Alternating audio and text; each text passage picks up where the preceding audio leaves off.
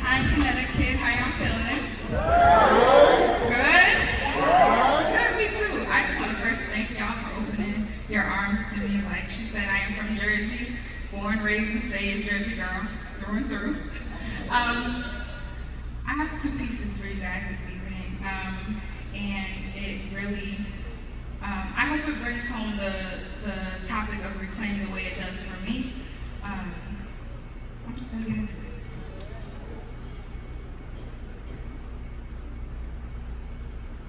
My letter to condemnation. Hey, I went to church again today, but of course you knew that already. And although I swore you would no longer paralyze me, I will admit I hadn't moved once. I was positioned more pew than patron, out of fear that if I did anything beyond keeping my head bent, more tears would be shed, and I didn't think I could afford that my tear ducts would spent. But I couldn't shake the feeling of drowning on dry land. Through the haze, I heard the pastor say, if you turn with me to the book of Psalms, chapter 32, the word for you today has already been read in your hearing, but I will be lifting up the first two verses, and it reads, blessed is the one whose transgressions are forgiven, whose sins are covered. Blessed is the one whose sin the Lord does not count against them, and in whose spirit is no deceit. And my heart desperately wanted to be reminded of grace. My spirit wanted to be realigned, but that didn't prevent the rebellion of you echoing in my mind. It's just that I knew who I was going home to. And that your sweet nothings were so convincing that I didn't even realize the way you were feeling my boy was faulty, disguising the pacifying of my fears as lulling my insecurities softly, and all your indifference did was scream, if you can't love the one you want, then love the one you're with. So with a heavy heart, I submitted to you. We were that still under covers by benediction because you were up all night type love that it would be easier for me if I just didn't fight type love that if you could keep redemption out of my mind because it was out of my sight type love. Been in the darkness so long I could never be light type love. If I was from earth, how could I ever be white type love? If loving you was so wrong, why does your voice sound so right type love? You sunk your teeth in me, and naturally I thought you were more latch than leech until I saw the truth of how you drained me. Like, remember when I learned, but as far as the east is from the west, and then you muttered, but transcontinental is what my transgressions is best. And I tried to counter with, but he has rescued me from the dominion of darkness to bring me here. And you pointed out the Stockholm syndrome in my eyes. What was I doing with air so clear? But then I heard the utterance of he who blots out my transgressions for his own sake and remembers my sin no more. And you smiled and asked simply, well, are you sure? And honestly, I just don't want to do this anymore. You told me he healed me from my blindness just so I could take advantage of his kindness. Like I opened up my eyes in just enough time to watch the words crucify him escape my lips. Engraved in me, I was just as two-sided as a Judas kiss, convinced that when the sun shined, my shadow would still have to give an account for all the reasons why I had the audacity to stand. So I did. Okay. With the most apologetic, here I am. You had me so concerned of a cultural cradling complacency that I crashed way past conviction. My thought life was slipping, and no matter how hard I tried to catch a grasp, it wouldn't last. You spoon-fed me the thin line between benign prosperity preaching, imprisoning myself outside the belief of abundance, and tried to convince me that my incarceration was pure. And I don't want to do this anymore. And as if the pastor began to watch my thoughts travel back home with my body dormant and my head sunk low, he says, the most neglected subject when we're dealing with matters of forgiveness is you. Like shame's too well acquainted, like I've grown too comfortable with guilt, like the unreasonable standards I expect myself to live up to. And you, honey, you were just the amplification that drowned out the whispers of reassurance. And of course I still feel heavy if I'm trying to hold on to things that God wants to cast away, so I'm writing you today to tell you I have to let you go. And unfortunately for you, the epiphany hit me instantly, penetrating my heart deep enough to discredit your persistency. Oh, the burdens released from me when I stumbled into the truth that tolerance isn't synonymous with forgiveness, that accepting our relationship as consequence isn't walking in grace, that self-inflicted punishment will never be the same as living free, that when I was told I should forgive to be forgiven, I probably should have included me. But you ever just have a concept click? It was as if the preacher said, you with the lower head, he didn't send Jesus Calvary for you to sit here dead. Like love has not lifted you. Like redemption isn't carrying you. Like his provision hasn't instructed you in his ways. And his faithfulness has not kept you through these days. Oh, if you would learn to surrender with new creation faith. And a restored viewpoint of grace, you will look to your Father as radiant, and no shame will darken your face. So you see, disbelief has been your greatest asset. And it's caused me to forget that mine is truth. It's not me, it's you, but I will hold myself accountable for how long I let you run rampant.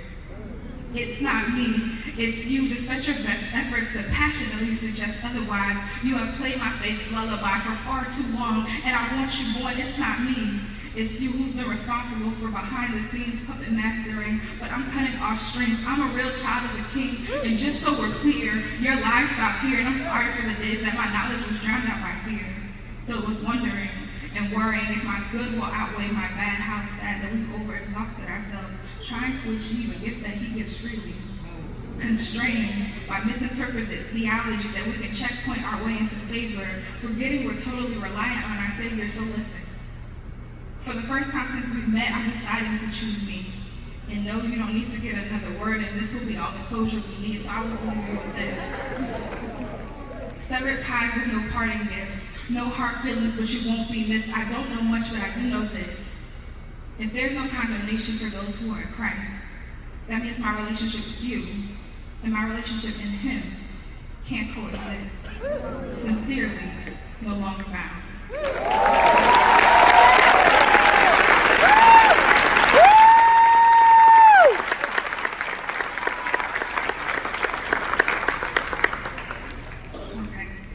This one's called PTSD, and I'm just going to get right into this one. You know, just like any smart enemy should, everything the Lord wanted to use for my good, he distorted it. And only in a way that an imposter could. When all my heart wanted was to be understood, I let him in because I thought he could, and he didn't. He used to say, girl, you're my rider. And it's funny. Seems like everyone's looking for a ride or die, but I almost drove myself to suicide to prove that I was down. Low riding, full speed on E. I guess he figured the love for him would never die in me, and it didn't. Not immediately. But when it did, my deliverance was deserving. I was way past hurting, and I walked away free. With God to my rescue, my pain in my rear view, I began to find love within me. I reestablished grounded feet, and as I gained more yesterdays, I wrote it off as history. You see, when you've been abused, love doesn't taste the same. Affirmations get stuck at the top of your mouth. Love doesn't go down easy. I choke on affection. It won't settle, but that didn't cease my appetite. Because once I had made up my mind that I was worthy to die, and I saw nothing but organic could kill my cravings, I wanted love. You know, like, raised on romanticism, and there's no happy endings. I won't settle for shallow, won't put up with pretending, study Hollywood language or Pinterest weddings. Love like, I must have been absent the day promoted in trap music and mumble rap because I always swore by the policy in 90s R&B. Like the day I traded in Disney princesses for romantic comedies, like we could single-handedly ride chivalry with our sleeping beauty's kiss. Love like wrong generation, like old soul looking for new love, like Poopy's butterflies can still flutter. I wanted love. Maybe before I should have. Being overzealous with trauma has a funny way of doing that, reminding you that you're just that vulnerable. With no words before an attack, no warning, no caution, no sign. Flashback. And I know you had no idea what your words were packing, but with every question, your tongue got tighter on the trigger, emptied the tip of my eyelids, and shot me back to 2012. You fired right at the hurt me. Rounds of questions penetrate my chest, and angst of what will happen next. You might hear silence, but my every breath interrogates your motives, raising questions like, one, what exactly is the color of trust? It must be somewhere between blackouts and white lights, no shades of gray, and if my eyes are closed out of instinct, doesn't matter anyway, too. Is that what they meant when they said love is blind? Three, if lips lock in my present and my past isn't around, why does it still make a sound? Four, if loving embraces make my skin crawl, why is it so hard to walk away? Five, how long would you walk amazed if you promised you reached potential? Six, how do you have a confrontation on your yesterdays once you already turned your back? Seven, when I asked, can you stand the rain? Did you ever think it meant storms targeted for my pillows, at categories my heart couldn't handle, and words that strike, and never hit the same place twice? Man, I'm sorry. My exhale pleaded, love didn't hurt you, someone who didn't know how to did. My inhale screaming, the more things change, the more things feel the same, paralyzed and montage on repeat. I heard God speak. He said, there's no wonder why you're still feeling incomplete. You were searching for love, but you never found me. I surpassed the love that you want, and I'll give you the love that you need. And I needed his love, y'all. I needed love like there must be purpose to this pain and these bones that were dead. Watch them live again. I needed love like he left my pumpkin coach in my midnight hour and his nails were more fashionable than my glass slippers. I needed love like I clothed you in strength and dignity, dipped you in endless possibilities, so will you trust me to turn this around? Like I'm more valuable than a diamond on my finger because I'm a jewel in his crown. I needed love like he has my heartbeat in rotation and our future etched in his brain, like he cares for me too much to leave me the same, like pierced my transgressions and corrected by conviction and a happily ever after that he calls eternity. Like words in red, constructed letters of adoration from a not-so-secret admirer, like he was proud to claim me. I needed love like salvation, like a broken heart and a contrite spirit made his strength perfected in my weakness, like there was beauty in my meekness. I needed love like resurrection and new creation, and he is the first and the last, like forget the former things, do not dwell on the past. I needed love like renewed, like never leave nor forsake, like I will no longer wander, like narrow and straight. I needed love like nothing can separate, love like comforter and unconditional, like breath and life. I needed love like the thought of intimacy doesn't hurt with you. I needed love like he said I would die for you. And he did. I needed love like pillow talk prayers and butterflies of purpose, like his promise in the dark was my joy coming in the morning. I needed love like he is not a man that he should lie, like he meant it when he said no goodbyes, like come here girl, it's okay to cry, I think there's something real between you and I, like I'm here to catch you when you're ready to fall in love. So now with his loving embrace I surrender. With my eyes set on high, I will seek him. With the fragments in my heart, I will trust him as he shows me. So let a good father do what only a good father could. When he promises that he'll use it for your good, you let him.